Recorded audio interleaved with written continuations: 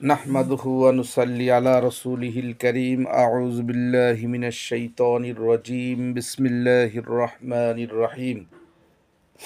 শুরু করছি ইসলাম ও জাতীয়বাদ, সৈয়দ আবুল আলা মওদুদী রাহমাহুল্লাহ রচিত বইয়ের ৩১ পৃষ্ঠা থেকে।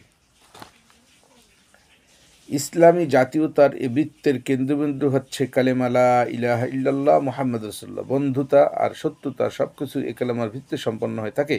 এর স্বীকৃতি মানুষকে একীভূত করে এবং এর অস্বীকৃতি মানুষের মধ্যে চূড়ান্ত বিচ্ছেদ ঘটায়। এই কালেমা যাকে বিচ্ছিন্ন করে তাকে রক্ত, মাটি, ভাষা, বর্ণ, অন্ন, শাসন ব্যবস্থা প্রভৃতি কোনো সূত্র এবং কোনো আত্মীয়তায় যুক্ত করতে পারে না।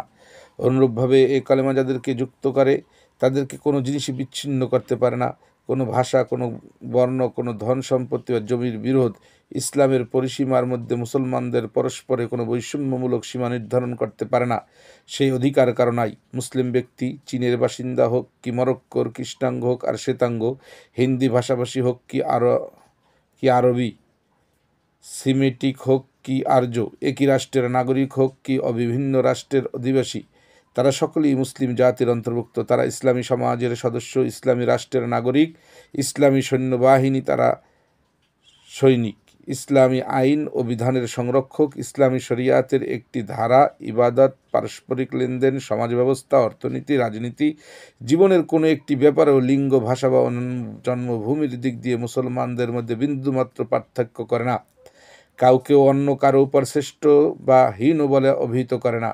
সংগঠন ও বিক্ষেপণের ইসলামী নীতি কিন্তু ইসলাম সমগ্র মানবিক ও বাস্তব সম্পর্ককে সম্পূর্ণরূপে অস্বীকার করেছে। এরূপ সন্দেহ করলে তা মারাত্মক ভুল হবে। ইসলাম মুসলমানদেরকে আত্মীয়তার সম্পর্ক রক্ষা করে চলার নির্দেশ দিয়েছে, সম্পর্ক ছিন্ন করতে স্পষ্ট ভাষায় নিষেধ করেছে, পিতামাতার আনুগত্য নির্দেশ পালনের জন্য জোর তাকিদ করেছে, রক্তের সম্পর্ক সম্পন্ন লোকদের মধ্যে মিরাসি আইন অনুসারে উত্তরাধিকার জারি করেছে, দান খয়রাতের ব্যাপারে নিকটাত্মীয়দের প্রথম অধিকার স্বীকার করেছে, নিজেদের পরিবার পরিজন, ঘরবাড়ি এবং ধন সম্পত্তিতে শত্রুর আক্রমণ থেকে রক্ষা করার নির্দেশ দিয়েছে, অত্যাচারের মোকাবিলায় যুদ্ধ করার আদেশ দিয়েছে এবং এ ধরনের যুদ্ধ বিগ্রহে নিহত ব্যক্তিদেরকে শহীদ আখ্যা দেওয়া হয়েছে। জীবনের সমগ্র ব্যাপারে ধর্ম নির্বিশেষে প্রত্যেকটি মানুষের প্রতি সহানুভূতি, সদাচার, প্রেম ও ভালোবাসার ব্যবহার করার শিক্ষা দিয়েছে। দেশ ও জাতির সেবা সংরক্ষণের জন্য চেষ্টা করতে কিংবা অমুসলিম প্রতিবেশীর সাথে সন্ধি ও সৌজন্যের ব্যবহার করতে ইসলাম নিষেধ করেছে। একথা ইসলামের কোনো একটি নির্দেশ থেকেও বোঝা যায় না, তা বোঝানো যেতে পারে না। মানুষের পরস্পরের সাথে সম্পর্ক রাখার যে নির্দেশ ইসলাম দিয়েছে তা ওইসব বাস্তব সম্পর্ক সম্বন্ধের সঙ্গত ও স্বাভাবিক ব্যক্তি মাত্র। কিন্তু অবশ্য জাতীয়তায় ব্যাপারে ইসলাম ও ইসলামের মধ্যে নীতিগত পার্থক্য বর্তমান রয়েছে। সে পার্থক্য এদিক দিয়েও সুপ্রকট হয়ে উঠেছে যে দুনিয়ার অন্যান্য মানুষ ওইসব জড় বিষয়ের উপর জাতীয়তার ভিত্তি স্থাপন করেছে, কিন্তু ইসলাম তার কোনো একটির উপরও জাতীয়তার ভিত্তি স্থাপিত করেনি। ইসলামের দৃষ্টিতে উল্লেখিত বৈষয়িক সম্পর্ক সম্বন্ধ অপেক্ষা ঈমানের সম্পর্কে অগ্রগণ্য ও গুরুত্বপূর্ণ। এমনকি প্রয়োজন হলে একমাত্র এই একটি দিকের সম্পর্ক রক্ষার জন্য অন্যান্য সকল প্রকার সম্পর্কে কুরবান করতে প্রস্তুত হতে হবে। ইসলামের ঘোষণা এই: বিসমিল্লাহির রহমানির রহিম। কদ কানাত লাকুম উসওয়াতুন হাসানাতুন ফি ইব্রাহিম ওয়াল্লাযীনা মাআহু إذ قالوا لقومهم إنا براء منكم ومما تعبدون من دون الله كفرنا بكم وبدا بيننا وبينكم العداوة والبغضاء أبدا حتى تؤمنوا بالله وحده। ইব্রাহিম এবং তার সঙ্গী সাথীদের কাজকর্মে তোমাদের জন্য অনুসরণযোগ্য আদর্শ রয়েছে।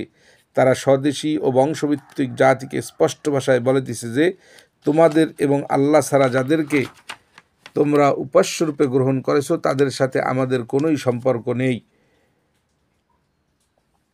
আমরা তোমাদের সাথে সকল সম্পর্ক ছিন্ন করলাম, তোমাদের সাথে আমাদের চিরকালীন শত্রুতার সূত্রপাত হলো যতক্ষণ না তোমরা এক আল্লাহর প্রতি ঈমান আনবে। সূরা মুমতাহিনা ৪ নম্বর আয়াত, পৃষ্ঠা ৩২। পড়ছি মোহাম্মদ ফয়সাল। সাবস্ক্রাইব করুন, লাইক করুন, শেয়ার করুন। ইসলাম বলেছে, তোমাদের পিতামাতা এবং ভাই ও যদি আল্লাহর প্রতি ঈমান আনার পরিবর্তে কুফরকে পছন্দ করে ও ভালোবাসে, তবে তোমরা তাদেরকেও নিজেদের আপন লোক বলে মনে করবে না। তোমাদের কোনো লোক যদি তাদেরকে বন্ধু বলে মনে করে, তবে সে নিশ্চয়ই জালেমদের মধ্যে গণ্য হবে। সূরা আত-তাওবা ২৩ নম্বর আয়াত। আরও বলা হয়েছে, তোমাদের স্ত্রী এবং সন্তানদের মধ্যে এমন লোকও আছে যারা তোমাদের মুসলমান হওয়ার দিক দিয়ে তোমার দুশমন, তাদের সম্পর্কে সাবধান হও। সূরা আত-তাগাবুন ১৪। ইসলামের নির্দেশ এই যে, তোমাদের দিন ইসলাম এবং তোমাদের মাতৃভূমির মধ্যে যদি বিরোধ ও দ্বন্দ্বের সৃষ্টি হয়, তাহলে দিন ইসলামের জন্য মাতৃভূমি পরিত্যাগ করে চলে যাও। যে ব্যক্তি দিনের ভালোবাসার জন্য স্বদেশ প্রেম ভুলে হিজরাত করতে পারে না, সে মুনাফিক, তার সাথে তোমাদের কোনো সম্পর্ক থাকতে পারে না। বিসমিল্লাহির রহমানির রহিম।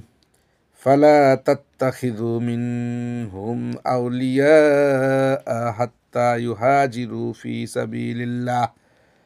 যতক্ষণ পর্যন্ত তারা আল্লাহর পথে হিজরত না করবে, ততক্ষণ পর্যন্ত তাদের মধ্যে থেকে কাউকে তোমরা বন্ধু হিসেবে গ্রহণ করো না। সূরা আন-নিসা ৯৯।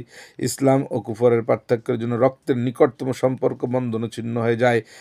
পিতা মাতা ভাই পুত্র কেবল ইসলামের বিরোধী হওয়ার কারণেই সম্পর্কহীন হয়। পৃষ্ঠা ৩৩। আল্লাহর সাথে শত্রুতা করার কারণে একই বংশের লোকদের সাথে সম্পর্ক ছিন্ন করা হয়। কুফর ইসলামের মধ্যে চরম শত্রুতা শুরু হওয়ার ফলে জন্মভূমিকেই পরিত্যাগ করতে হয় অকণ্ঠ চিত্তে। এর পরিষ্কার অর্থ এই যে, দুনিয়ার সমগ্র বস্তু ও সম্পর্কের উপরেই হচ্ছে ইসলামের স্থান। ইসলামের উদ্দেশ্যে অতি অনায়াসী দুনিয়ার সর্বস্ব কুরবান করা যায়, কিন্তু কোনো জিনিসের জন্য ইসলামকে ত্যাগ করা যেতে পারে না। অন্যদিকে অনুরূপ রূপ দৃশ্য, অনুরূপ ভাব ও ধারা পরিলক্ষিত হয়। যেসব লোকেরা পরস্পরের মধ্যে রক্ত, স্বদেশ, ভাষা, বর্ণ প্রভৃতি কোনো জড়বস্তুরই সম্পর্ক বা সামঞ্জস্য নেই, সেসব লোককে ইসলাম নিবিড় ভাতৃবন্ধনে আবদ্ধ করে। তারা পরস্পরই ভাই হয়ে যায়। কুরআন মজিদে সমগ্র মুসলমানকে সম্বোধন করে বলা হয়েছে, বিসমিল্লাহির রহমানির রহিম, ওয়া'তাসিমু বিহাবলিল্লাহি জামিয়া ওয়ালা তাফাররাকু ওয়া আযকুরু নি'মাতাল্লাহি আলাইকুম ইয কুনতুম আ'দাআ ফাআল্লাফা বাইনা কুলুবিকুম ফাআসবাহতুম বিনি'মাতিহি ইখওয়ানা ওয়া কুনতুম আলা শাফা হুফরাতিম মিনান নারি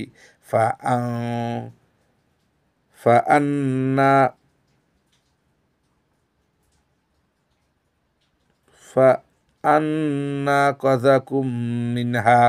আলী ইমরান।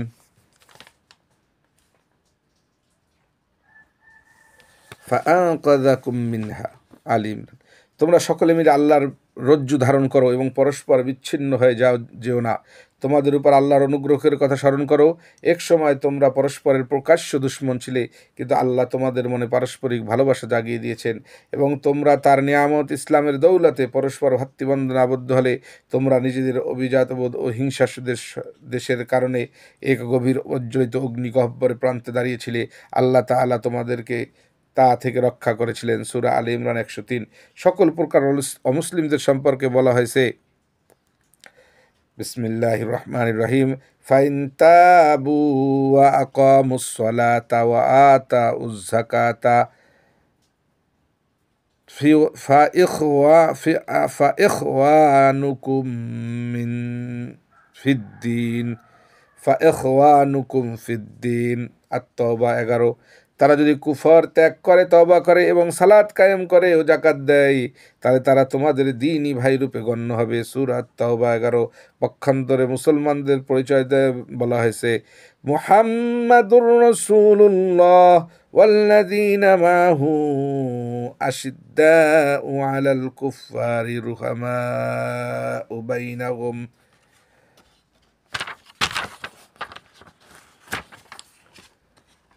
মুহাম্মদ সাল্লাল্লাহু আলাইহি আল্লাহর রাসূল এবং তার সঙ্গে সাথীগণ কাফেরদের সমীপে দুর্বিনীত, ইস্পাত, কঠিন, অনমনীয়, দৃঢ়, কিন্তু নিজেদের পরস্পরের মধ্যে অতুলনীয় স্নেহ ভালোবাসার নিবিড় সম্পর্কে জড়িত। সূরা আল ফাতাহ 29 পৃষ্ঠা 34 পড়ছি। মোহাম্মদ ফয়সাল। সাবস্ক্রাইব করুন, লাইক করুন, শেয়ার করুন, পাশে থাকা বেল আইকনটি প্রেস করে রাখুন। হযরত নবী করিম সাল্লাল্লাহু আলাইহি ওয়াসাল্লাম বলেন, আমাকে লোকদের বিরুদ্ধে যুদ্ধ করার নির্দেশ দেওয়া হয়েছে যতক্ষণ না তারা সাক্ষ্য দেবে যে আল্লাহ ছাড়া আর কেউ মাবুদ নেই। হযরত মুহাম্মদ সাল্লাল্লাহু আলাইহি ওয়াসাল্লাম তার নবী এবং আমাদের কেবলার দিকে মুখ করবে। আমাদের জবেহকৃত জন্তু আহার করতে প্রস্তুত হবে এবং আমাদের অনুরূপ সালাত আদায় করবে। তারা যদি এরূপ করবে তখনই তাদের জানমাল আমাদের উপর হারাম। অবশ্য তারপর হক এবং ইনসাফের খাতিরে তাদের উপর হস্তক্ষেপ করার পথ উন্মুক্ত থাকবে। তাদের অধিকার অন্যান্য মুসলমানদের অধিকারের সামনে হবে এবং তাদের কর্তব্য অন্যান্য মুসলমানদের কর্তব্যের অনুরূপ।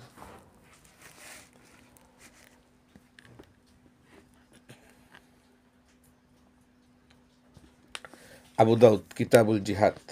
তারা কেবল যে অধিকার ও কর্তব্যেই সমান হবে তা নয়, প্রকৃতপক্ষে কোনো দিক দিয়েই তাদের মধ্যে পার্থক্য বৈষম্য সৃষ্টির অবকাশ নেই। উপরোক্ত হাদিসের সাথে একথা উল্লেখিত হয়েছে, আল মুসলিমু লিল মুসলিমি কাল বুনিয়ানি ইয়াশুদ্দু বাদুহু বাদা। মুসলমানদের পরস্পরের মধ্যে একটি প্রাচীরের ন্যায় মজবুত সম্পর্ক বর্তমান, তার প্রত্যেকটি অংশ অপর অংশকে দৃঢ় করে দেয়। পারস্পরিক প্রেম, ভালোবাসা ও স্নেহবৎসলের দিক দিয়ে মুসলিম জাতি একটি পূর্ণাঙ্গ দেহের সমতুল্য। তার একটি অঙ্গে কোনো ব্যথা অনুভব হলে গোটা দেহই সেজন্য নিদ্রাহীন ও বিশ্রামহীন হয়ে পড়ে। মিল্লাতে ইসলামিয়ার এ দেহকে নবী করিম সাল্লাল্লাহু আলাইহি ওয়াসাল্লাম জামায়াত নামে অভিহিত করেছেন। তিনি বলেন, ইয়াদুল্লাহ আলাল জামায়াতি ওমান শাজ্জাম ফিন্নার ওমা শাজ্জা সুজ্জা ফিন্নার। জামায়াতের উপরে আল্লাহর হাত রয়েছে, যে জামায়াতের বহির্ভূত হবে সে জাহান্নামে নিক্ষিপ্ত হবে। মান ফারাকাল জামায়াতা শিবরুং খলা রিবকাতাল ইসলামি মিনান উনুকিহি। যে ব্যক্তি আঙ্গুলি পরিমাণ স্থানও জামাত হতে বিচ্ছিন্ন দূরবর্তী হবে, সেজন্য তার নিজ গলদেশ থেকে ইসলামের রজ্জু ছিন্ন করে দিল। এখানেই শেষ নয়, এই দূর পর্যন্ত বলা হয়েছে, মান আরাদা আন ইউফাররিকু জামাআতাকুম ফাকতুলু।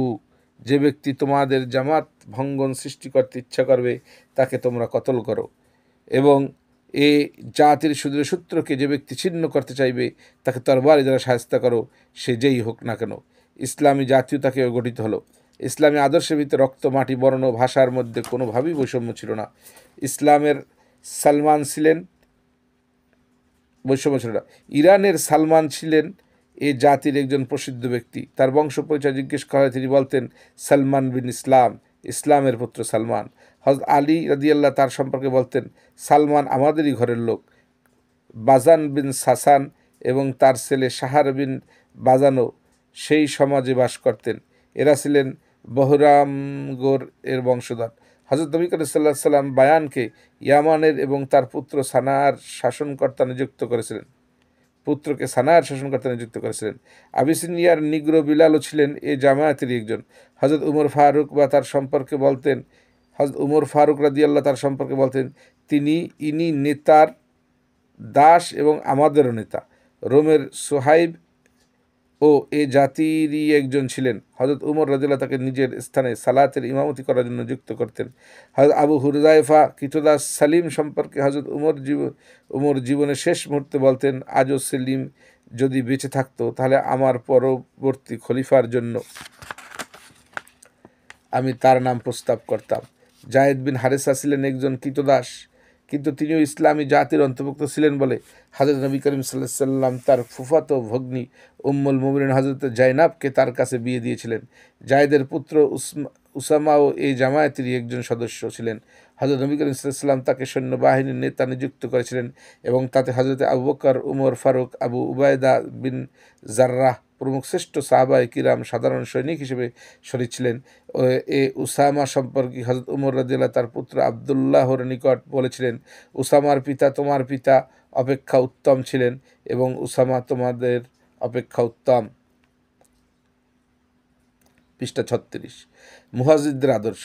ইসলামী আদর্শে গঠিত জাতি বা জামাত ইসলামের শানিত তরবারের আঘাতে বংশ, স্বদেশ, বর্ণ, ভাষা প্রভৃতি নামে অভিহিত সকল দেবতা এবং আবহমান কাল থেকে চলে আসা হিংসা বিদ্বেষের ভিত্তিসমূহ চূর্ণ করেছে এবং রাসূল করিম সাল্লাল্লাহু আলাইহি ওয়াসাল্লাম নিজের জন্মভূমি ত্যাগ করলেন এবং সঙ্গী সাথীদের নিয়ে মদিনায় হিজরত করলেন।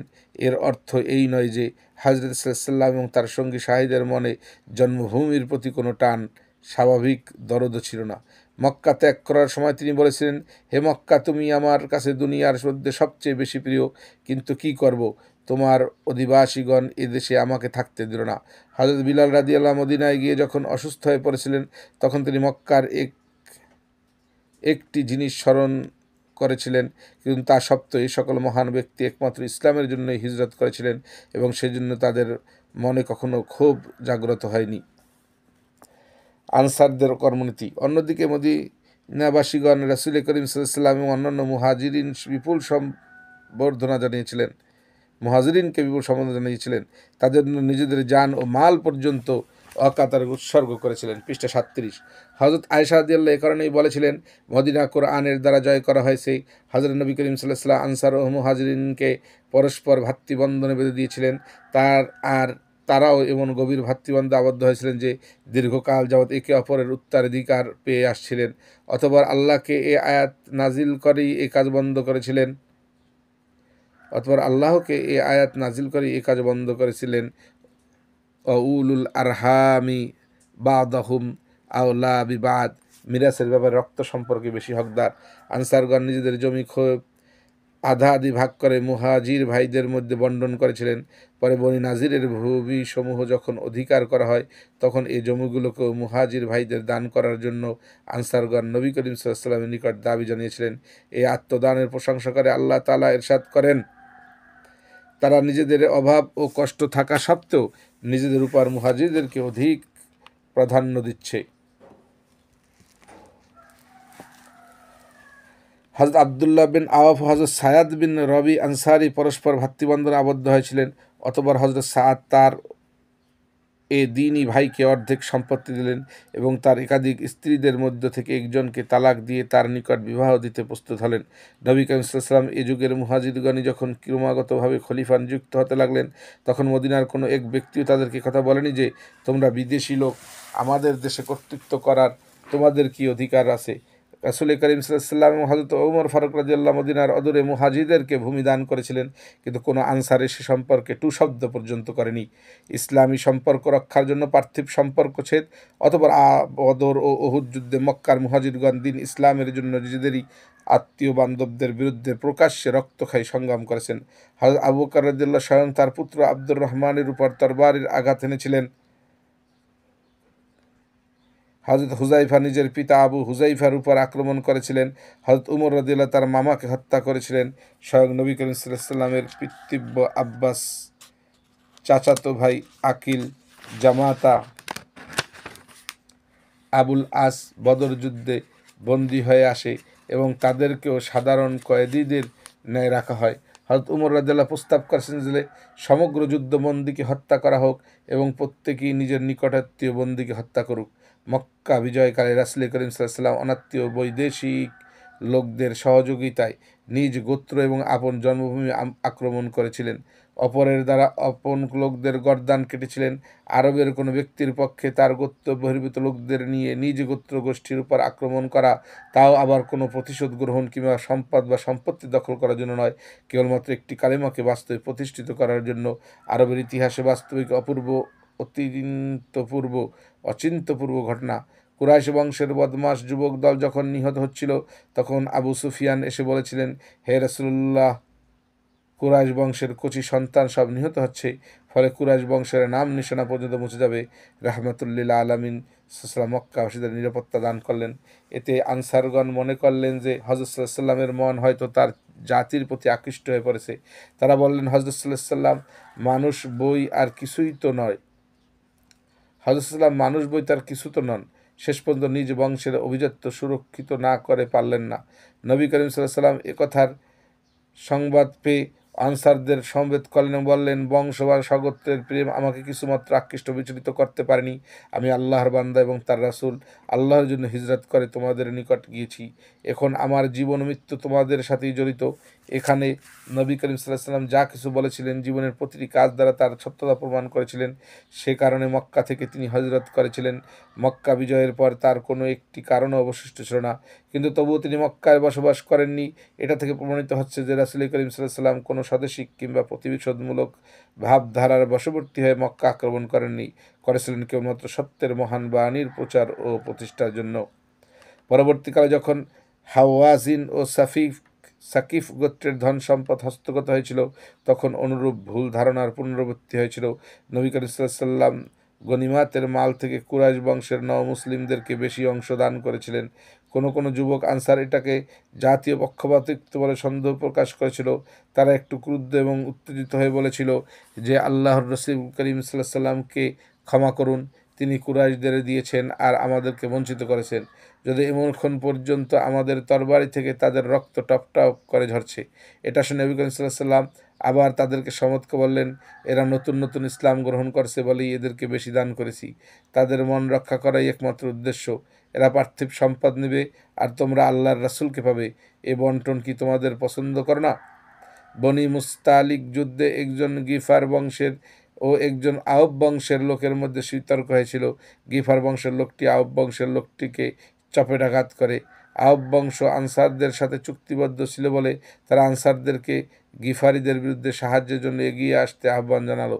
অপরদিকে গিফার বংশ মুহাজিরদের সাথে সন্ধি চুক্তিতে আবদ্ধ ছিল, এজন্য গিফারিগণ মুহাজিরদের নিকট মোকাবিলার জন্য সাহায্য দাবি করেছেন। উভয়ের পক্ষে শানিত তরবারি কোষমুক্ত করার উপক্রম হয়। নবী করিম সাল্লাল্লাহু আলাইহি ওয়াসাল্লামের সংবাদ পেয়ে উভয় পক্ষকে ডেকে পাঠান এবং বলেন, তোমাদের মুখ আজ এ কি জাহিলিয়াতের শব্দ ধ্বনিত হলো? তারা বলল, একজন মুহাজির একজন আনসার ব্যক্তিকে মেরেছে। নবী করিম সাল্লাল্লাহু আলাইহি ওয়াসাল্লাম বললেন, তোমরা এই অন্ধকার বর্বর যুগের কথাবার্তা পরিত্যাগ করো, এটা বড়ই ঘৃণিত ব্যাপার। এই যুদ্ধে মদিনার সুপ্রসিদ্ধ জাতীয়তাবাদী নেতা আবদুল্লাহ বিন উবাইও যোগ দিয়েছিল। সে এই ঘটনা শুনতে পেয়ে বলল, এরা আমাদের দেশে এসেই ফুলে ফলে বিকশিত হয়েছে আর এখন আমাদেরই মাথায় চড়ছে। একটি কুকুরকে পুষ্টিকর খাদ্য খাইয়ে পরিপুষ্ট ও শক্তিশালী করার পর সে যদি প্রতিপালককে দংশন করে, তবে সেই অবস্থাকে আমাদের বর্তমান অবস্থার সাথে তুলনা করা যেতে পারে।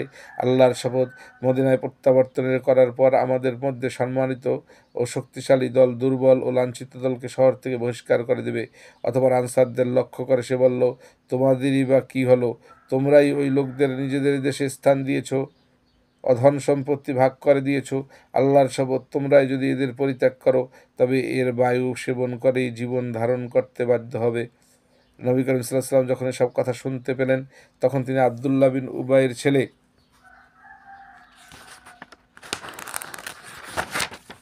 পৃষ্ঠা 40 হযরত আবদুল্লাহকে ডেকে বললেন যে, তোমার পিতাই কথা বলছে। হযরত আবদুল্লাহ পিতাকে অত্যন্ত বেশি ভালোবাসতেন এবং খাজরাজ বংশের কোনো পুত্রই পিতাকে এতখানি ভালোবাসে না বলে তিনি গৌরববোধ করতেন। কিন্তু একথা শুনে তিনি বললেন, ইয়া রাসূলুল্লাহ, আপনি আদেশ করলে এখনই তার মস্তক কেটে আনবো। কিন্তু নবী করিম সাল্লাল্লাহু আলাইহি ওয়াসাল্লাম নেতিবাচক উত্তর দিলেন। যুদ্ধ থেকে মদিনায় প্রত্যাবর্তন করার পর হযরত আবদুল্লাহ পিতার উপর তরবারি উত্তোলন করে বললেন, হযরতের অনুমতি না হলে তুমি মদিনায় প্রবেশ করতে পারবে না। তুমি নাকি বলেছো যে আমাদের মধ্যে সম্মানিত দল লাঞ্ছিত লোকদের মদিনা থেকে বহিষ্কার করে দিবে। তবে তুমি জেনে রাখো, যাবতীয় সম্মান কেবল আল্লাহ এবং তার রাসূলের জন্যই সংরক্ষিত। ইবনে উবাই একথা শুনে চিৎকার করে উঠল এবং বলল, খাজরাজগণ শোনো, আমার পুত্রই এখন আমাকে ঘরে প্রবেশ করতে দিচ্ছে না।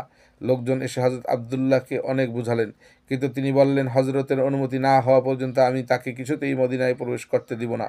শেষ পর্যন্ত হযরতের নিকট থেকে যখন অনুমতি আসলো, তখন তা শুনে হযরত আবদুল্লাহ তরবারি কোষবদ্ধ করলেন এবং বললেন, নবী করিম সাল্লাল্লাহু আলাইহি ওয়াসাল্লামের যখন অনুমতি হয়েছে, তখন আমার কোনো আপত্তি নেই। বনু কাইনুকার উপর যখন আক্রমণ করা হয়, তখন হযরত উবাদা বিন সামেতকে সংশ্লিষ্ট বিষয়ের মীমাংসা করার জন্য সালিস নিযুক্ত করা হলো। তিনি গোটা গোত্রকে মদিনা থেকে নির্বাসিত করার ফয়সালা করলেন। এরা হযরতে উবাদার গোত্র খাজরাজের সাথে চুক্তিবদ্ধ ছিল, তথাপি তিনি এই বিন্দুমাত্র পরোয়া করলেন না। বনু কুরাইজার ব্যাপারেও অনুরূপভাবে আওস নেতা হযরত সাআদ বিন মায়াজকে বিচারক মনোনীত করা হয়েছিল। তিনি ফয়সালা করলেন যে বনু কুরাইজার সকল পুরুষকে হত্যা করা হবে, নারী ও শিশুদের বন্দী করে রাখতে হবে এবং তাদের ধন সম্পত্তি গনিমত হিসেবে গণ্য করা হবে। এ ব্যাপারে তিনি আউস ও বনু কুরাইজার মধ্যে যুগান্তকালের সন্ধি চুক্তির প্রতি বিন্দুমাত্র খেয়াল করলেন না, অথচ এটা সর্বজন বিদিত যে আরব দেশে পারস্পরিক চুক্তির অত্যন্ত গুরুত্ব ছিল। উপরন্তু শত শত বছর ধরে এরা আনসারদের সাথে একত্রে ও একই দেশে বসবাস করছিল, কিন্তু তা সবই ব্যর্থ হলো। পৃষ্ঠা 41। ইসলামী জাতি গঠনের মৌলিক প্রাণ সত্তা। এসব ঐতিহাসিক প্রমাণ তথ্য থেকে এ সত্যই প্রস্ফুটিত হচ্ছে যে ইসলামী জাতীয়তার ভিত্তি স্থাপনের ব্যাপারে বংশ, গোত্র, ভাষা, বর্ণের কিছুমাত্র গুরুত্ব নেই। যে নির্মাতা এ প্রাসাদ নির্মাণ করেছেন তার পরিকল্পনা সম্পূর্ণ অভিনব, অতুলনীয়। তিনি সমগ্র মনুষ্য জগতের কাঁচামাল সূক্ষ্মভাবে বাছাই করে রেখেছেন, বেছে বেছে উত্তম উৎকৃষ্ট মাল মশলা যা পাওয়া গেছে তা সংগ্রহ করেছেন। ঈমান ও সৎ কাজ পোখ্ত ও নিখুঁত ছিল বলে এসব বিভিন্ন উপাদানকে একত্রে সমন্বিত করেছেন এবং এক বিশ্বব্যাপক ও নিখিল সৃষ্টি লোকব্যাপী এ জাতীয়তার প্রাসাদ নির্মাণ করেছেন। এ বিরাট ও মহান প্রাসাদের স্থিতি ও স্থায়িত্ব শুধু একটি কাজের উপর একান্তভাবে নির্ভর করে, তা এই যে তার মূল আকৃতি ও স্থানের দিক দিয়ে বিভিন্ন অংশে নিজেদের স্বতন্ত্র মৌলিকতার কথা ভুলে একটি মাত্র মূলকেই গ্রহণ করবে ও স্মরণে রাখবে, নিজেদের বিভিন্ন বর্ণ ভুলে একটি মাত্র বর্ণে ভূষিত হবে। স্থান ও ভূমি নির্বিশেষে সকল একই মুক্তি কেন্দ্র থেকে নির্গত এবং একই সত্য মঞ্জিলে উপস্থিত হবে। সীসা ঢালে তৈরি করা এ প্রাচীর জাতির ঐক্যের মূল কথা। এ ঐক্য যদি চূর্ণ হয়, জাতির মৌলিক উপকারসমূহে যদি নিজেদের মূল বংশের আলাদা আলাদা হওয়ার, নিজেদের জন্মভূমি ও বাসস্থানের বিভিন্ন হওয়ার এবং নিজেদের পার্থিব স্বার্থের পরস্পরের বিরোধী হওয়ার অনুভূতি তীব্রতর জেগে ওঠে, তাহলে এই ইমারতের প্রাচীরে ফাটল ধরে, তার বুনিয়াদ চূর্ণ হওয়া এবং তার সমগ্র মৌলিক উপকরণ ছিন্ন বিক্ষিপ্ত হওয়া অপরিহার্য হয়ে পড়ে। একই রাষ্ট্রের মধ্যে যেমন বহু রাষ্ট্র গড়া যায় না, ঠিক তেমনি একই জাতীয়তার মধ্যে একাধিক জাতীয়তা স্থান পেতে পারে না। ইসলামী জাতীয়তার মধ্যে বংশীয়, গোত্রীয়, স্বদেশিক, ভাষা এবং বর্ণভিত্তিক জাতীয়তার সমাবেশ হওয়া সম্পূর্ণ অবসম্ভব। এই উভয় জাতীয়তার মধ্যে একটি মাত্র জাতীয়তাই টিকতে পারে, বেশি নয়। অতএব যে ব্যক্তি প্রকৃত মুসলমান ও মুসলমান হয়ে থাকা ও বাস করাই যার চূড়ান্ত সিদ্ধান্ত, তাকে দুনিয়ার অন্যান্য সকল প্রকার জাতীয়তার অনুভূতিকে বাতিল মনে করতে হবে। মাটি এবং রক্তের সকল প্রকার সম্পর্ক সম্বন্ধকে ছিন্ন অস্বীকার করতে হবে। কিন্তু তবুও যদি এইসব সম্পর্ক অবিকৃত পূর্বের ন্যায় স্থায়ী করে রাখতে চায়, তবে তার হৃদয়, মন ও মস্তিষ্কে ইসলাম যে প্রবেশ লাভ করেনি তাতে কোনো সন্দেহই থাকতে পারে না। বস্তুত এমন ব্যক্তির মন ও মগজের উপর চরম জাহিলিয়াত আচ্ছন্ন হয়ে আছে। পৃষ্ঠা 42।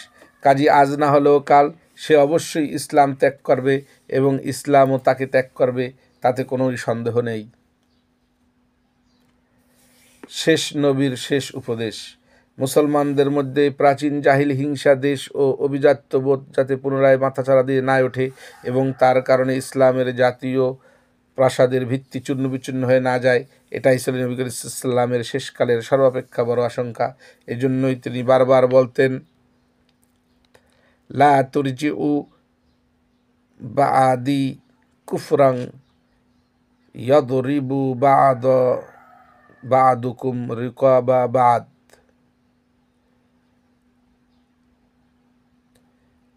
আমার পরে তোমরা যেন পুনরায় কুফরিতে লিপ্ত না হও এবং তার পরিণামে তোমরা যেন পরস্পরকে হত্যা করতে উদ্যত না হও। নবী করিম সাল্লাল্লাহু আলাইহি ওয়াসাল্লাম জীবনের শেষ হজে বিদায় হজ উপলক্ষে আরাফাতের ময়দানে বিরাট মুসলিম জনসম্মেলনে বক্তৃতা করে বলেন, জেনে রাখো জাহিলি যুগের সমস্ত বস্তু আমার এ দু পায়ের নিচে। আরবকে অনারবের উপর এবং অনারবকে আরবের উপর কোনোই শ্রেষ্ঠত্ব দেওয়া হয়নি। তোমরা সকলেই আদমের সন্তান এবং আদি মাটি হতে সৃষ্টি। মুসলমান মুসলমানের ভাই, মুসলমান পরস্পর ভাই ভাই। জাহিলি যুগের সকল প্রকার মতবাদ বাতিল করে দেওয়া হয়েছে। এখন তোমাদের রক্ত, তোমাদের ইজ্জত এবং তোমাদের ধন সম্পদ পরস্পরের পক্ষে ঠিক তদ্রূপ হারাম, যেমন আজিকার এ হজের দিন তোমাদের এ মাস ও এ শহরে হারাম সম্মানিত। অথবা মিনা নামক স্থানে উপস্থিত হয়ে এটা অপেক্ষা অত্যন্ত জোরালো ভাষায় পুনরায় এ বক্তৃতা প্রদান করেছিলেন, তখন তিনি এটাও বলেছিলেন, শোনো, আমার পরে তোমরা পুনরায় পথভ্রষ্ট হয়ে পরস্পরে হত্যা কাজে লিপ্ত হবে না। অতি শীঘ্রই তোমরা তোমাদের রবের সাথে মিলিত হবে, তখন তোমাদের নিকট থেকে তোমাদের যাবতীয় কাজকর্মের হিসাব নেওয়া হবে। শুনে রাখো, কোনো নাক বোচা নিগ্রোকেও যদি তোমাদের রাষ্ট্রকর্তা নিযুক্ত করা হয় এবং সে যদি তোমাদেরকে আল্লাহর বিধান অনুসারে পরিচালিত করে, তবে তোমরা অবশ্যই তার কথা শুনবে এবং মেনে চলবে। পৃষ্ঠা 43। একথা বলে তিনি সমবেত জনসমুদ্রকে জিজ্ঞেস করলেন, আমি কি তোমাদের নিকটে বাণী পৌঁছে দিয়েছি? জনসমুদ্র উত্তরে বলল, হ্যাঁ হে আল্লাহর রসুল। তখন নবী করিম সাল্লাল্লাহু আলাইহি ওয়াসাল্লাম বললেন, হে আল্লাহ, তুমি সাক্ষী থাকো। সমবেত লোকদেরকে তিনি বললেন, উপস্থিত লোকেরা আমার এই বাণী যেন অনুপস্থিত লোকদের কাছে পৌঁছে দেয়। হজ থেকে প্রত্যাবর্তন করে উহুদ যুদ্ধে যারা শহীদ হয়েছিলেন তাদের স্থানে উপস্থিত হলেন এবং বললেন, আমার পরে তোমরা শিরকে লিপ্ত হবে সে আশঙ্কা আমার নেই, কিন্তু তোমরা দুনিয়ার লালসায় লিপ্ত হও নাকি তাই ভাবনার বিষয়। পরস্পর লড়াই করতে শুরু করো না, তা করলে তোমরা ধ্বংস হয়ে যাবে, যেমন প্রাচীন জাতিসমূহ ধ্বংস হয়ে পড়ে। ইসলামের জন্য সবচেয়ে বড় বিপদ। বিশ্বশ্রেষ্ঠ মহামানব যে বিপদের আশঙ্কা প্রকাশ করেছেন, বস্তুত তাই অত্যন্ত ক্ষতিকর এবং মারাত্মক প্রমাণিত হয়েছে। ইসলামের সোনালী যুগ থেকে আজ পর্যন্ত ইসলাম এবং মুসলমানদের উপর যেসব সর্বগ্রাসী বিপদ বিপর্যয় আবর্তিত হয়েছে তা সবই এক কারণে সম্ভব হয়েছে। নবী করিম সাল্লাল্লাহু আলাইহি ওয়াসাল্লামের ইন্তেকালের কয়েক বছর পরই হাশিম বংশের রাষ্ট্রীয় কর্তৃত্বের বিরুদ্ধে উমাইয়া গোত্রের হিংসা ও অভিজাত্যবোধের উন্মত্ত ফিতনা মাথাচাড়া দিয়ে উঠল এবং তারা ইসলামের প্রকৃত রাজনীতি ও রাষ্ট্র ব্যবস্থাকে চিরতরে বিচ্ছিন্ন করে দিল। তারপর তাই আবার আরবি, আজমি ও তুর্কি জাতি বিদ্বেষ রূপে আত্মপ্রকাশ করল এবং ইসলামের রাষ্ট্রীয় ঐক্যকে ধ্বংস করল। এরপর বিভিন্ন দেশ যেমন মুসলিম রাষ্ট্র স্থাপিত হয়েছিল,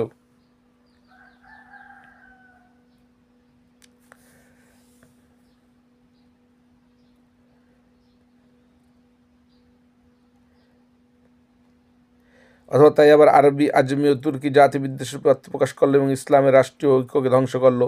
এরপর বিভিন্ন দেশ যেসব মুসলিম রাষ্ট্র স্থাপিত হয়েছিল সেসবের ধ্বংস প্রাপ্তির মূলেও এ ফিতনার তীব্র প্রভাব বিদ্যমান ছিল। নিকট অতীতকালে ভারতবর্ষ এবং তুরস্কে দুটি মুসলিম রাষ্ট্র খুবই বিশাল বিস্তৃত ছিল, কিন্তু এই ফিতনা সে দুটিকে ধ্বংস করেছে। ভারতবর্ষে মোগল ও ভারতীয়দের মধ্যে বিরোধ ও বৈষম্য মোগল রাষ্ট্রের বুনিয়াদ চূর্ণ করেছে এবং তুর্কি রাষ্ট্র তুর্ক আরব ও তুর্কিদের পারস্পরিক পার্থক্য বিরোধের কারণে ধ্বংসপ্রাপ্ত হয়েছে। ইসলামের পূর্ণাঙ্গ ইতিহাস পরে দেখুন। যেখানেই কোনো শক্তিশালী রাষ্ট্র পরিলক্ষিত হবে তার এই বুনিয়াদে জাতি, বর্ণ, দেশ নির্বিশেষে অসংখ্য বিভিন্ন বংশের এবং বিভিন্ন জাতির রক্তধারার ত্রিবেণী সঙ্গম ঘটেছে। দেখতে পাবেন তার রাষ্ট্রনেতা, সেনাধ্যক্ষ, লেখক, চিন্তাবিদ এবং যোদ্ধা সকলকেই বিভিন্ন জাতি সমৃদ্ধ হবে। ইরাকবাসীকে আফ্রিকায়, সিরিয়ানকে ইরানে, আফগানকে ভারতে, ভারতীয়কে পাকিস্তানে অত্যন্ত সাহসিকতা,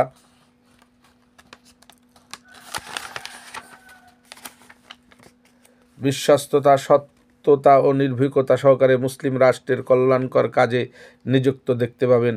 আর তাদের এ খিদমত বৈদেশিক বা পররাষ্ট্রের খিদমত নয়, একান্তভাবে নিজের দেশ হিসেবেই তারা এটা করেছেন।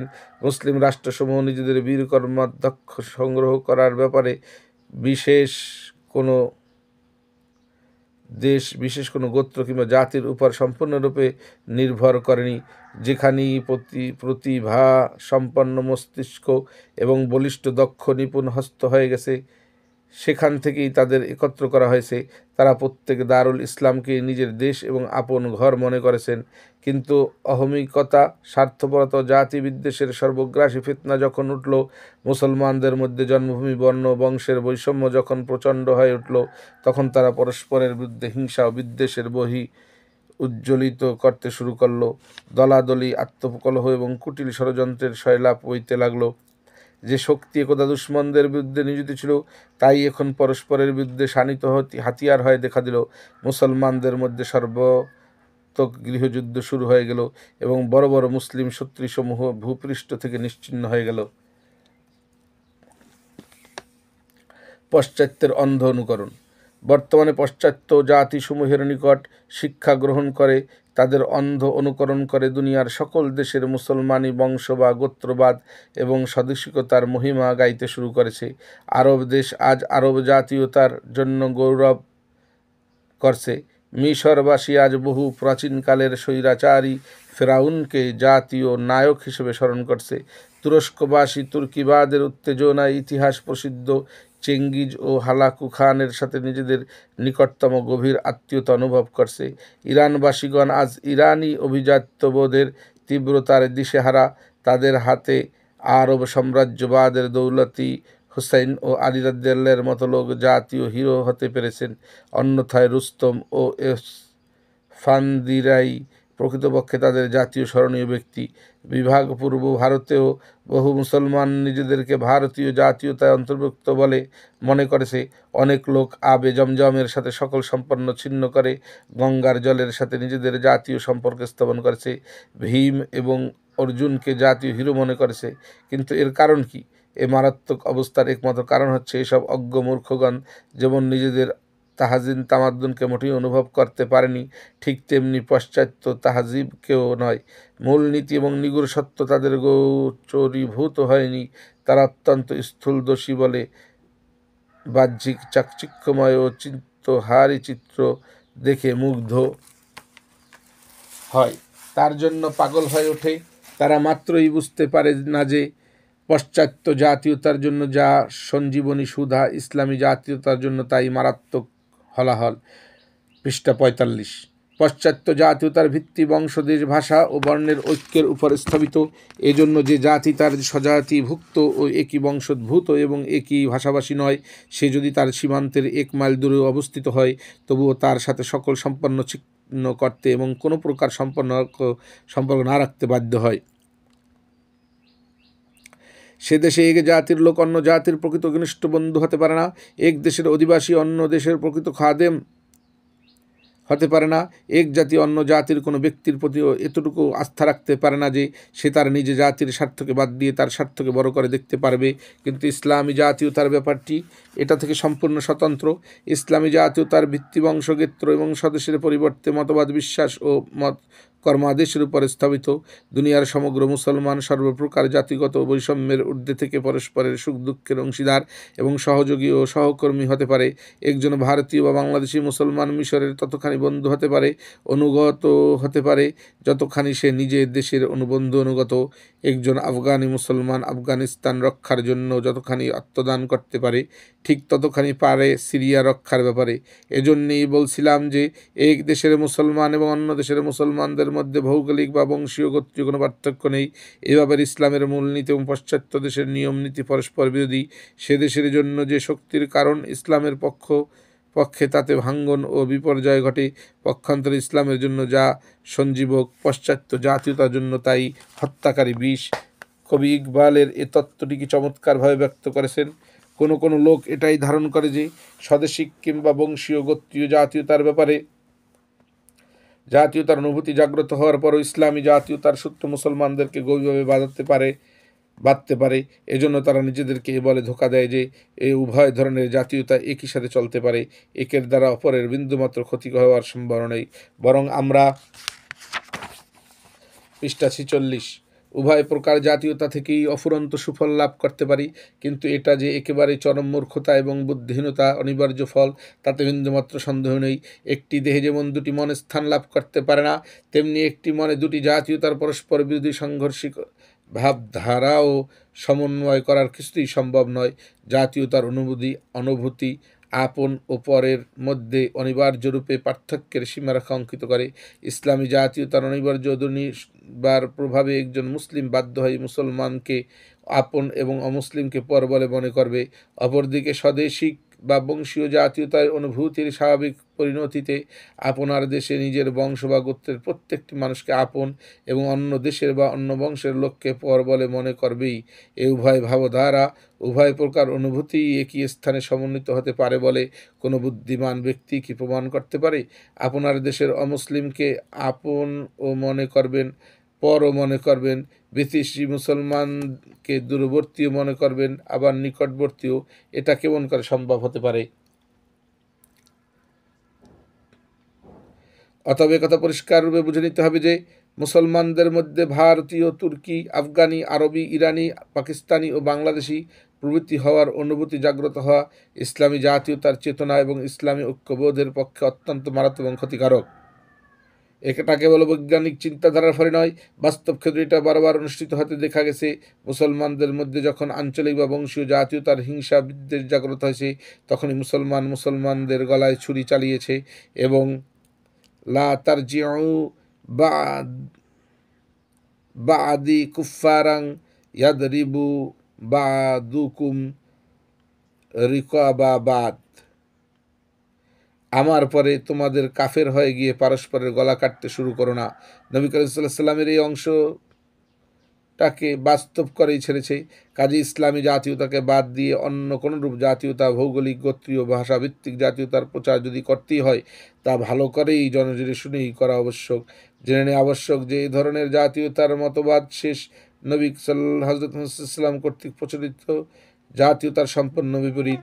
এ ব্যাপারে নিজেদের প্রবঞ্চিত করে বা অন্য লোকদের প্রতারণা ও গোলঙ্ক ধাঁধার দিক ভ্রান্ত করে কোনোই লাভ হবে না। তারজমানুল কোরআন, পৃষ্ঠা 47, ইসলামের মিলন বাণী। এটা গ্রন্থকারের একটি বক্তৃতা।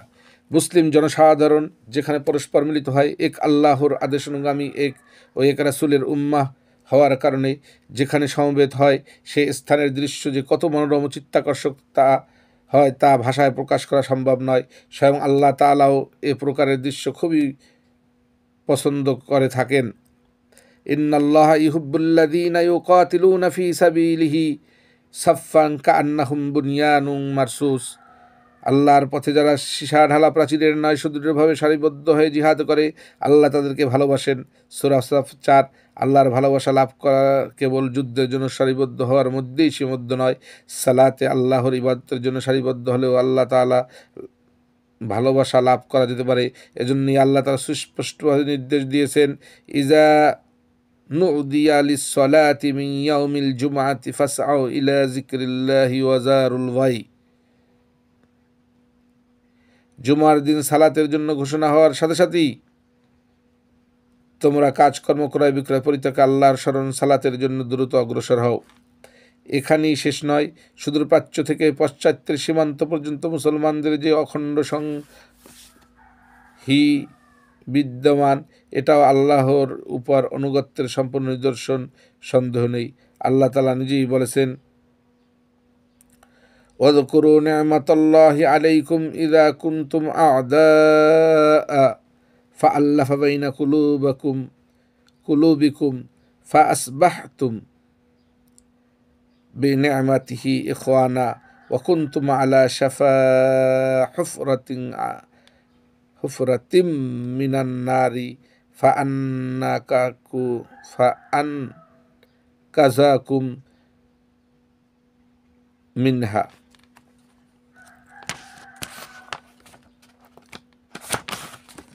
পৃষ্ঠা 48, তোমাদের উপর আল্লাহর অপার এবং অনুগ্রহের কথা স্মরণ করো। তোমরা যখন পরস্পরের শত্রুতায় লিপ্ত হয়েছিলে, আল্লাহ তখন তোমাদের হৃদয়ে পরস্পরের প্রতি ভালোবাসা সৃষ্টি করে দিয়েছিলেন, ফলে তোমরা পরস্পরের ভাই হয়েছিলে। মূলত তোমরা এক অগ্নিগহ্বরের তীরে অবস্থিত ছিলে, আল্লাহ তোমাদেরকে তা থেকে রক্ষা করেছেন। সূরা আলী ইমরান 103। মুসলমানদেরকে একটি সুদৃঢ় প্রাচীরের ন্যায় অখণ্ড সত্তা হিসেবে কীভাবে গঠন করা যেতে পারে তা বিশেষভাবে ভাবার বিষয়। মুসলমানদের প্রত্যেক ব্যক্তির সত্তা সম্পূর্ণভাবে স্বতন্ত্র, প্রত্যেকের দেহ স্বতন্ত্র, তার জীবন প্রাণ, নিজস্ব স্বভাব প্রকৃতির দিক দিয়েও কারো সাথে কারো সামঞ্জস্য নেই। প্রত্যেকের চিন্তাধারা, মানসিকতা পরস্পর বিভিন্ন, কিন্তু এত বৈসাদৃশ্য সত্ত্বেও মুসলমানদের স্বতন্ত্র ব্যক্তিগণকে একটিমাত্র সম্পর্কের বাঁধন পরস্পরকে নিকটতর এবং গভীর বন্ধনে আবদ্ধ করে রেখেছে, গভীর বন্ধনে বেঁধে দিয়েছে। এ সম্পর্কেই তাদেরকে কখনো মসজিদে প্রবেশ করে, সেখানে ছোট বড়, গরিব ধনী সকলে একই কাতারে শ্রেণীবদ্ধভাবে দণ্ডায়মান হয়। এই সম্পর্কেই কোনো এক সময় মুসলমানদেরকে যুদ্ধের ময়দানে সমবেত করে দেয়, যেখানে তারা একটিমাত্র মূল লক্ষ্য, কেন্দ্রীয় উদ্দেশ্য লাভ করার জন্য পরস্পর মিলিত হয়, সাধনা করে, সংগ্রাম করে। এ সম্পর্কের দারুণ তাদের পরস্পরের মধ্যে বৈবাহিক সম্পর্ক স্থাপিত হতে পারে।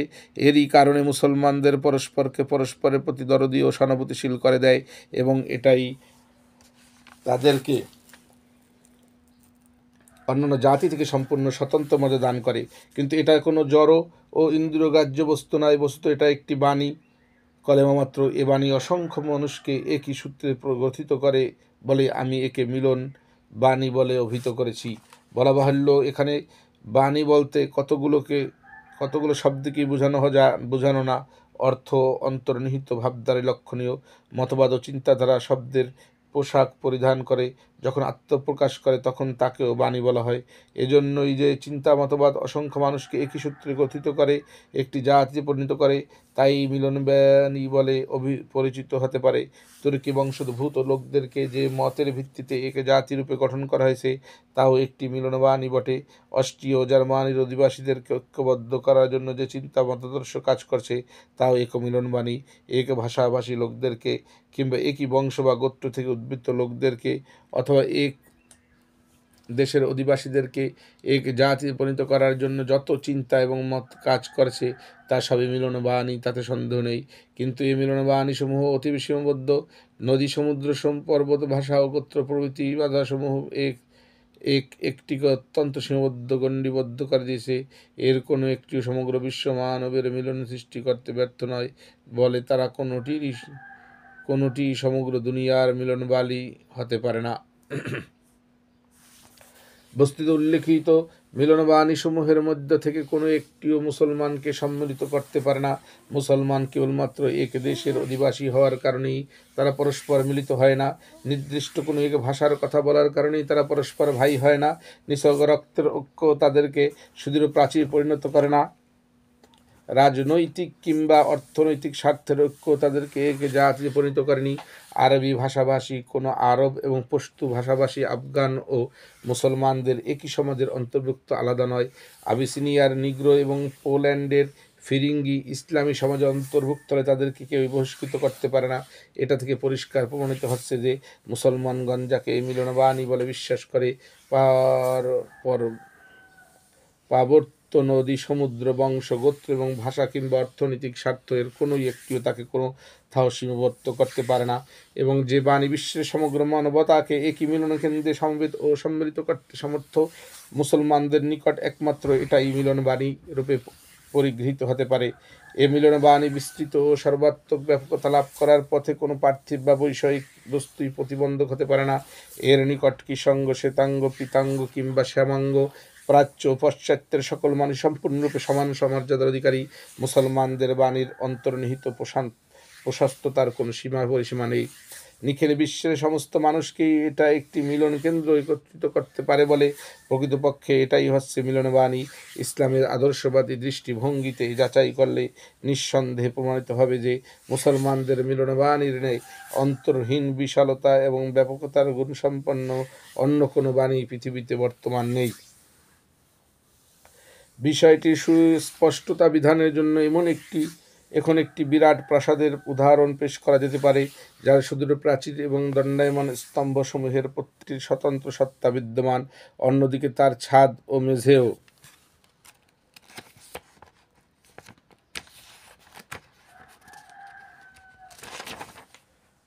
পৃষ্ঠা 50 সম্পূর্ণ ভিন্ন। অসংখ্য বস্তু ও দ্রব্য এদের পরস্পরের মধ্যে ব্যবধান ও বৈষম্য সৃষ্টি করে রেখেছে, কিন্তু এটা সত্ত্বেও একটি জিনিস এদের সকলের মধ্যে পূর্ণ সমন্বয় সাধন করেছে। তাই যে উল্লেখিত প্রত্যেকটি বস্তুই একই প্রাসাদের বিভিন্ন অংশ মাত্র। একই উদ্দেশ্যে হাসিল করার জন্য এগুলোকে তৈরি করা হয়েছে এবং একজন ইঞ্জিনিয়ারের সুপরিকল্পিত রচনার এটা নির্মাণ হয়েছে। অতএব একটি মাত্র বিষয় অসংখ্য বিভিন্ন পুস্তকে সম্মিলিত, সংযুক্ত এবং সংঘবদ্ধ করে তুলতে পারে। এছাড়া অন্যান্য যাবতীয় বস্তুই বিভেদ ও বৈষম্য সৃষ্টির ভিত্তি। তদ্রূপ দুনিয়ার বিভিন্ন বর্ণ, বিভিন্ন ভাষা, বিভিন্ন গোত্র এবং বিভিন্ন জন্মভূমি সম্পন্ন অসংখ্য জাতি যদি এক জাতিতে পরিণত হতে চায় তবে তার একটি মাত্র উপায় হতে পারে, এবং তা এই যে তারা সকলে মিলে এক বিশ্বস্রষ্টা আল্লাহ, তার ফেরেশতা, তার গ্রন্থাবলী, তার প্রেরিত আম্বিয়া ইকরাম এবং সেই আল্লাহর নিকট জবাবদিহি করার বাধ্যবাধকতার প্রতি সন্দেহাতীত ঈমান আনয়ন করবে ও বিশ্বাস স্থাপন করবে। আবার সেই প্রাচীরের উদাহরণটাই খানিকটা বিশ্লেষণ করা হোক।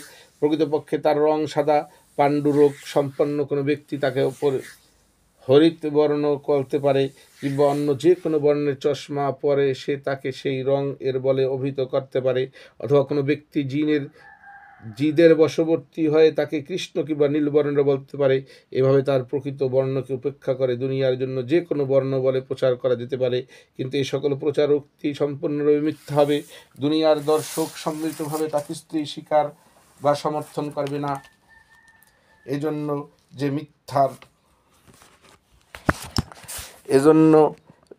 যে মিথ্যার ভিত্তিতে কোনো দিনই ঐক্যবদ্ধ স্থাপন হতে পারে না।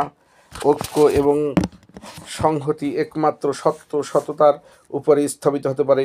অতএব সমগ্র বিশ্ববাসী এক বাক্যে উক্ত প্রাচীরের সেতু বর্ণকে স্বীকার করবে। তদ্রূপ বিশ্বস্রষ্টা বিশ্বপালক সম্পর্ক ধারণা হতে পারে। হয়তো খোদা দুজন, তিনজন কিংবা খোদা লক্ষ কোটি সত্তায় বিভক্ত হয়েছে।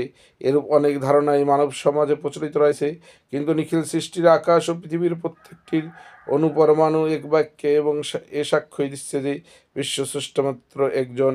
অতএব উপরোক্ত উদাহরণ অনুসারে বিশ্ব মানুষের মিলন ঐক্য একমাত্র এ কথা এ বাণীর ভিত্তিতে হতেই পারে। এছাড়া আর যত কথা, যত ধারণা ও মতবাদ ও বাণী রয়েছে, তার প্রত্যেকটির বিচ্ছেদকারী এবং বিভেদ সৃষ্টিকারী। মিলন, ঐক্য, সংহতি সৃষ্টি করায় তাদের কোনো একটিরও সাধ্য নেই। ফেরেশতাদের সম্পর্কে পৃষ্ঠা 31 সম্পর্কেও অনেক প্রকার ধারণা প্রচলন রয়েছে। কেউ তাদের দেবতা মনে করেছে, কেউ সুপারিশকারী, কেউ খোদাই কাজের অংশীদার বলেও মত প্রকাশ করেছে। এ সকল প্রকার উক্তি ও ধারণার মধ্যে ফেরেশতাগণদেরকে আল্লাহর খাদেম এবং আল্লাহর নির্দেশের একান্ত অনুগত্য এবং বাধ্যগত জাতি বলে ধারণা করাই হচ্ছে একমাত্র সত্য ধারণা। দুনিয়ায় ঐক্য স্থাপন একমাত্র এ সত্য বিশ্বাসের ভিত্তিতে সম্ভব। এছাড়া অন্যান্য সব ধারণা বিশ্বাসী বিভেদ সৃষ্টিকারী, তাদের সন্দেহ নেই। দুনিয়ায় আল্লাহ প্রেরিত আম্বিয়া ইকরাম ও গ্রন্থাবলী সম্পর্কে একথাই সত্য। প্রত্যেকে জাতি নিজ নিজ জাতীয় নেতা এবং জাতীয় ধর্মগ্রন্থ নিয়ে স্বতন্ত্রের ঘোষণা করতে পারে এবং নিজ নিজ নেতার সত্যতা ও অপর নেতার মিথ্যা হওয়ার দাবিও করতে পারে, কিন্তু এরূপ বিভিন্ন উক্তি দুনিয়ায় জাতিসমূহকে একই কেন্দ্রে মিলিত করতে পারে না। সকল জাতিকে যুক্ত করে একটি মাত্র জাতি গঠনের ভিত্তি বাণী কেবলমাত্র এ হতে পারে যে আল্লাহ তাআলা যত নবী পয়গম্বরগণ বিভিন্ন সময় ও বিভিন্ন জাতির নিকট প্রেরিত হয়েছেন, তারা সকলেই সত্য।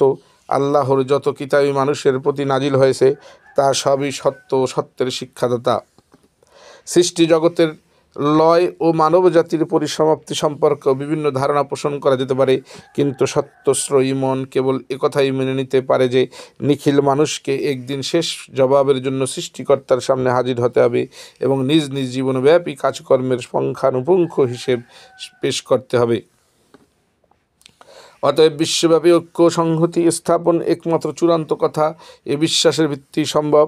এছাড়া আর যত মত ও পথ রয়েছে তার সবই ভুল, সবই বিচ্ছেদ এবং বিভেদ সৃষ্টিকারী, এটা নিঃসন্দেহে। বস্তুত এ পাঁচটি বিষয়ের প্রতি সংশয়ের লেশহীন বিশ্বাস স্থাপনের নামই হচ্ছে মিলনবাণী।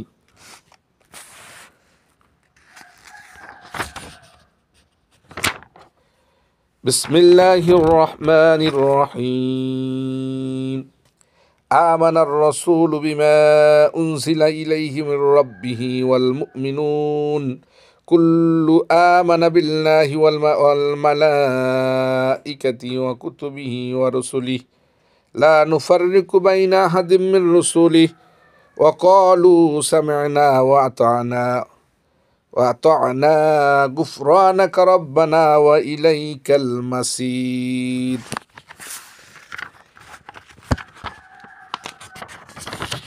পৃষ্ঠা 52 পড়ছি। আমি মোহাম্মদ ফয়সাল। সাবস্ক্রাইব করুন, লাইক করুন, শেয়ার করুন, পাশে থাকা বেল আইকনটি প্রেস করে রাখুন যাতে নতুন ভিডিও আসার সাথে সাথে নোটিফিকেশন চলে যায় আপনাদের কাছে। রাসূলের প্রতি তার আল্লাহর নিকট থেকে যা নাজিল করা হয়েছে তার প্রতি তিনি ঈমান এনেছেন। অন্যান্য মুমিনগণ তার প্রতি বিশ্বাস স্থাপন করছে। সকলে আল্লাহর ফেরেশতা গ্রন্থাবলী এবং তার নবীদের প্রতি ঈমান এনেছে এবং বলেছে যে আমরা তার নবীদের পরস্পরের মধ্যে কোনোরূপ বৈষম্যের সৃষ্টিকারী না। আমরা শুনলাম এবং নিলাম। হে আল্লাহ, আমরা তোমার নিকট ক্ষমা প্রার্থনা করি, আমাদের সকলকে তোমার নিকট ফিরে যেতে হবে। সূরা বাকারার 285। এই 5টি বুনিয়াদি সত্য কথা প্রকাশ করেছেন আল্লাহ তাআলা, দুনিয়ায় মানুষের নিকট তা প্রচার করেছেন আল্লাহর রসুল। এজন্য এসব বিষয়ের বিস্তারিত আলোচনাকেও একটিমাত্র কালেমা লা ইলাহা ইল্লাল্লাহ মুহাম্মদ সাল্লাল্লাহু আলাইহি ওয়াসাল্লামের মধ্যে একত্রিত করে দিয়েছেন। আল্লাহর একত্বের সাথে সাথে হযরত মুহাম্মদ সাল্লাল্লাহু আলাইহি ওয়াসাল্লামের নবুয়াতের কথা স্বীকার করার অর্থে এই যে এই কালেমা যিনি পাঠ করেন তিনি হযরতের প্রচলিত সমগ্র সত্যের প্রতি ঈমান এনেছেন। এই কালেমাকে খুব ভারী এবং বিরাট জিনিস বলে অভিহিত করা হয়েছে। ইন্না সানুলকি আলাইকা কওলান সাকিলা, আমরা তোমার উপর এক দুর্বল কালাম নাজিল করব। আমরা তোমার উপর এক দুর্বহ কালাম নাজিল করব। সূরা মুজাম্মিল আয়াত 5। এই বাণী কোনো ছিন্নপত্র বা কাগজের টুকরার মতো গুরুত্বহীন নয়, যাকে যে কোনো যে দমকা হাওয়া উড়িয়ে দিতে পারে, যার এক স্থানে কোনো স্থিতি নেই, যা প্রত্যেকে নতুন আবিষ্কার ও দৃষ্টিকোণের প্রবল ধাক্কার পরিবর্তিত হয়ে যেতে পারে। বস্তু কালেমায়ে তাইয়্যিবা এরূপ কোনো বাণী নয়। মূলত এটা পর্বতের ন্যায় বিরাট, গম্ভীর ও সুদৃঢ়। ঝড় তুফানের কোনো আঘাত, কোনো মহাপ্লাবন ও এটাকে কিছুমাত্র টলাতে পারে না। এ অটল অনর বিপ্লবী মিলনবাণী সম্পর্কে কোরআন মজিদে বলা হয়েছে, আলাম তারা কাইফা দরাবাল্লাহু মাসালান আল আখিরি আয়া।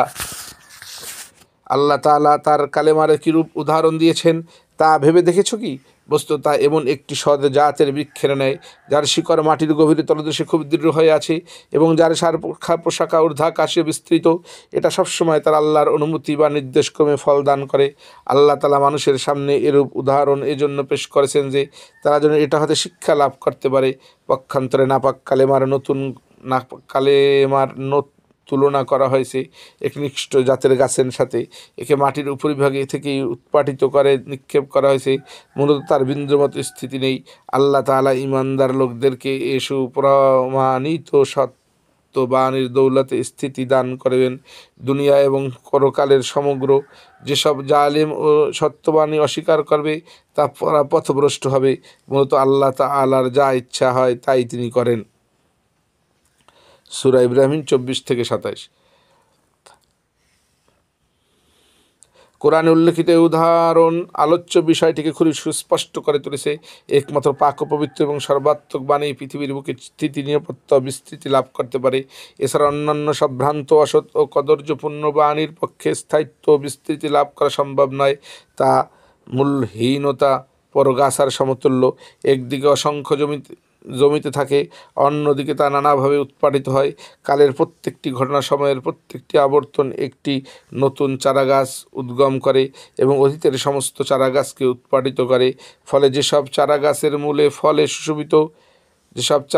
ফুলে ফলে সুশোভিত হওয়ার কোনো শক্তি বা যোগ্যতাই বর্তমান নেই, আর কোনোটিতে যদিও কখনো ফল ধরেও তবুও তা অত্যন্ত তিক্ত, কটু না হয়ে পারে না। বস্তুত এই ধরনের আগাছা পরগাছায় মারাত্মক ফলের কারণেই বর্তমান মানব সমাজ জর্জরিত। এজন্যই আজ কোনো দেশে মিথ্যা প্রচারণার প্রবল তুফানের সৃষ্টি হচ্ছে, কোথাও বিষাক্ত গ্যাস, আর কোথাও প্রলয়ঙ্কর আগ্নেয়গিরির সৃষ্টি হচ্ছে। কোথাও এর কারণে হিংসা, দেশ, আক্রোশ ও প্রতিহিংসার বীজ উত্তপ্ত হয়েছে। পৃথিবীর অন্যান্য জাতির কথা এখানে আলোচ্য নয়। যাদের অদৃষ্টে আল্লাহর কঠোর শাস্তি লিখিত রয়েছে তাদের কথা সম্পূর্ণ স্বতন্ত্র।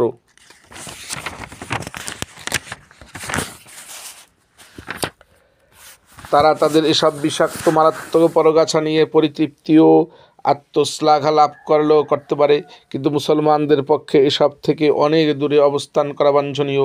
তাদের নিকট মহান, পবিত্র ও শত কাজের বৃক্ষ বর্তমান রয়েছে, যা আদমের আগমন সময় থেকে আজ পর্যন্ত কখনো উৎপাদিত হয়নি, আর কখনো তা ফুলে ফলে সুশোভিত হতেও ত্রুটি করেনি। এর মূল শিকড় গভীর মাটিতে সুদৃঢ় রূপে প্রথিত। এবং অন্তরহীন ঊর্ধ্বলোকে এর শাখা প্রশাখা বিস্তৃত। এ বৃক্ষ থেকে চিরদিন ও সর্বত্রই কেবল শান্তি ও নিঃসঙ্গ নিরাপত্তার ফল পাওয়া যায় গেছে।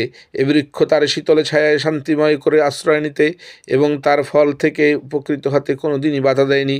মানুষের গোত্র, বংশ, ভাষা এবং জন্মভূমির কোনো বৈষম্য বা সে সম্পর্কে কোনো কৌতূহলী এর নেই। পরন্তু যে মানুষই এর আশ্রয় গ্রহণ করেছে, সে বংশ, গৌরব, ভাষার পার্থক্য, বর্ণের বৈষম্য, জন্মভূমির বিরোধে চিরতরে ভুলে গেছে। নিখিল বিশ্বে তার দৃষ্টিতে একেবারে সমান ও একাকার হয়ে গেছে। বস্তুত এটাই হলো এ বৃক্ষের অতুলনীয় বৈশিষ্ট্য। নিমিত্ত শিক্ষাই তার মূল ভাবধারা। আল্লাহ রসুল মুহাম্মদ সাল্লাল্লাহু তার সঙ্গী সাথীগণ কাফেরদের প্রতি কঠোর এবং পরস্পরের প্রতি নম্র বিনয়ী।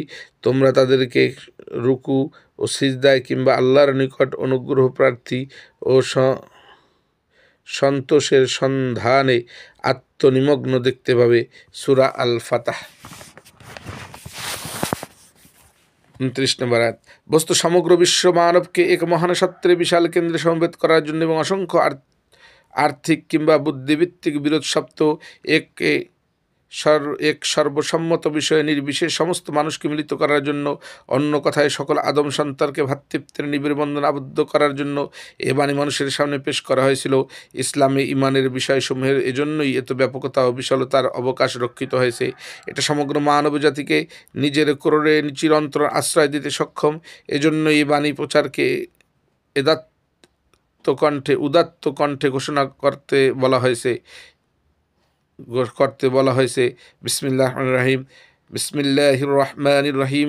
ইয়া আইয়ুহান নাসু ইন্নী রাসূলুল্লাহি ইলাইকুম জামিআ। হে মানুষ, আমি তোমাদের সকলের প্রতি আল্লাহর প্রেরিত রাসূল। পৃষ্ঠা 55। এজন্যই বলা হয়েছে, এ বাণী যে গ্রহণ করবে তার রক্ত সম্মান সম্পূর্ণ হারাম, তাকে হত্যাকারী জাহান্নামের চিরন্তন আযাবে নিমজ্জিত হবে। তার সম্মানের হানিকারী ফাসেক। কিন্তু এতদা সত্ত্বেও এই বিরাট ও অতুলনীয় মিলনবাণীকে আমরা খণ্ড বিখণ্ড করে দিয়েছি। আল্লাহর ফেরেশতা, কিতাব, রাসূল এবং পরকালে যারা বিশ্বাস স্থাপন করবে আল্লাহর ফরমান অনুযায়ী তারা মুসলিম। কিন্তু আমরা এসব কিছুকে উপেক্ষা করা সকপোলকল্পিত বহু অকেজো জিনিসকে ঈমান ও কুফরের ভিত্তিস্বরূপ গ্রহণ করেছি। এমনকি এ 5টি বিষয়ে বিশ্বাসী ব্যক্তিদের মধ্যেও কুফরের অভিশাপ দ্বিধাহীন চিত্তে বন্টন করাইছে। এ সর্বাত্মক মিলনবাণী বর্তমান থাকা সত্ত্বেও আমরা এমনভাবে ছিন্ন ভিন্ন হয়ে গেছি যে আমাদের মূল দিনই যেন বিভিন্ন হয়ে গেছে। জাতীয়তা, মসজিদ, সালাত সব কিছু পৃথক পৃথক ও আলাদা করে নিয়েছি। নিজেদের মধ্যে বৈবাহিক সম্পর্ক আমরা ছিন্ন করেছি এবং সকল ইমানদার ভাই ভাই বলে আমাদের মধ্যে যে অটুট ভ্রাতৃত্বের বন্ধন স্থাপন করা হয়েছিল আমরা তাও চূর্ণ করেছি। অতএব আমরা একটি কঠিন বিপদের সম্মুখীন হলাম।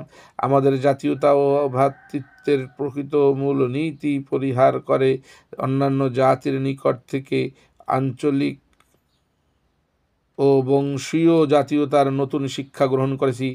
সেটা মূলত ইসলামের সম্পূর্ণ বিপরীত। জাহিলি যুগের যেসব হিংসা, দেশ, অন্ধত্বরাজ, স্বজনপ্রীতি ও পারস্পরিক বিরোধ নির্মূল করতে এসেছিল, ইসলাম এক এক করে তা সবই আমাদের মধ্যে জন্মলাভ করেছে।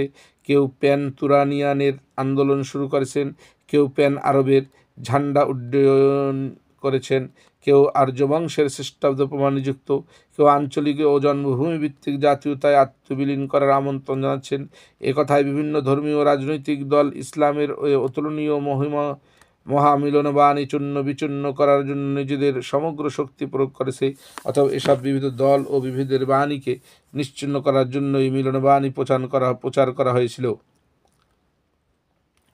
ছোট বড় সকল প্রকার মতবিরোধ ও বৈষম্য পার্থক্য যে এ মিলনবাণী নিশ্চিহ্ন করবে এমন কথা আমি বলছি না। বিরোধ ও বৈষম্য মূলত স্বাভাবিক জিনিস, এটা নিশ্চিহ্ন হওয়া সম্পূর্ণ অসম্ভব। বর্ণ, গোত্র, ভাষা ও জন্মভূমি এর কোনো একটির বৈচিত্র্য বিশ্বাসে মিটিয়ে যেতে পারে না। চিন্তা শক্তি ও স্বাভাবিক প্রকৃতির বিরোধ দূর করা সম্ভব নয়। অতএব এসব বিরোধ ও বৈষম্য অনুসারে বিভিন্ন দলের মত ও বিশ্বাস এবং স্বার্থ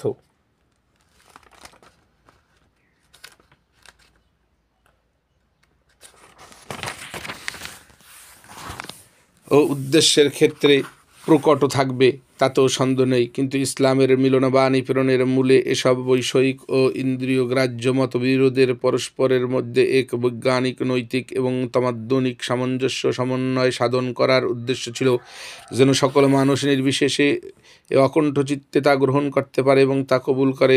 সকলেই নিজের ভৌগোলিক, গোত্রীয়, অর্থনৈতিক, বর্ণ, ভাষাগত বৈষম্য বর্তমান থাকা সত্ত্বেও একমাত্র এরই ভিত্তিতে এক জাতিতে পরিণত হতে পারে। এজন্যই এক মিলনবাণী পেশ করার সাথে সাথে তা গ্রহণকারীদের জন্য জামাতবদ্ধ হয়ে সালাত আদায় করার তাগিদ করা হয়েছে। সমগ্র পৃথিবীর জন্য একটি মাত্র কেবলা নির্দিষ্ট করা হয়েছে।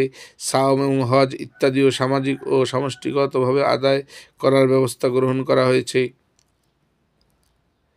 এছাড়া সামাজিক ও জাতিগত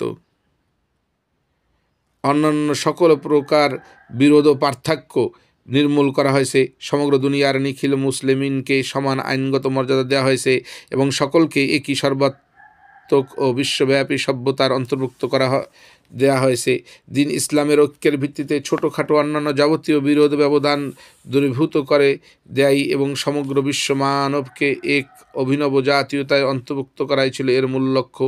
কিন্তু মুসলমানগণ তাদের প্রতি আল্লাহর এ বিরাট অনুগ্রহকে সর্বসাধারণ বিশ্ব মানবের মধ্যে বিস্তারিত করার পরিবর্তে তারা নিজেরাই আঞ্চলিক, ভাষাগত, গোত্রীয় এবং অর্থনৈতিক জাতীয়তায় সম্পূর্ণ অনৈসলামিক ভাবধারা গ্রহণ করেছে। আধুনিক যুগের ঘটনাসমূহ নিঃসন্দেহের সাক্ষ্য দেয় যে বর্তমান পৃথিবীর সাম্রাজ্যবাদ, ডিক্টেটরবাদ, স্বৈরতন্ত্র এবং যুদ্ধ সংগ্রাম প্রভৃতি মানবতা বিধ্বংসী বিপর্যয়সমূহ যা দুনিয়ার শাস্তি ও সভ্যতা ধ্বংস করেছে এবং ধরিত্রীর বুকে মজলুমের তাজা রক্তের বন্যা প্রবাহিত করেছে, এ আধুনিক মত দৃষ্টিভঙ্গির সৃষ্টি। কোনো শহরে এবং জনপদের অদূরে যদি নদীর প্লাবনে রোধকারী কোনো বাঁধ থাকে, তবে বাঁধটির সুদৃঢ় ও নিশ্ছিদ্র হওয়ার উপরই এর লোকালয়ের নিরাপত্তা নির্ভর করে, এতে কোনো সন্দেহ থাকতে পারে না। কিন্তু তাতে গভীর ফাটল ধরার সংবাদই যদি লোকেরা শুনতে পায়, তবে তারা যে সেই ফাটল বন্ধ করতে সর্বশক্তি নিয়োগ করবে তা নিশ্চিত করেই বলা যেতে যায়। কিন্তু মানব সমাজ চরম ভাঙ্গন, বিপর্যয়, হিংসা, বিদ্বেষ এবং পারস্পরিক শত্রুতার সর্বগ্রাহী শৈলাভ স্রোতকে যে বাঁধ রুখে দাঁড়িয়ে আছে, যার দৃঢ়তা ও মজবুতির উপর নিখিল বিশ্বের নিরাপত্তা নির্ভর করে, তাতে আজ কঠিন ফাটল ধরেছে। কিন্তু বিস্ময়ের বিষয় এই যে মানুষ, বিশেষ করে পৃষ্ঠা 57, মুসলমান সেদিকে মাত্রই ভূক্ষেপ করছে না, সেজন্য কিছু চিন্তা করছে না, সেজন্য কিছুমাত্র মাথা ব্যথাও কারো দেখা যাচ্ছে না। অবশ্য সত্য কথা এই যে এ বিরাট মহানবাদ সংরক্ষণের জন্য যদি মস্তিষ্ক দান করতে হয়, তবু তাতে কুণ্ঠিত হওয়া উচিত নয়। তরজমানুল কোরআন, জুলাই 1934।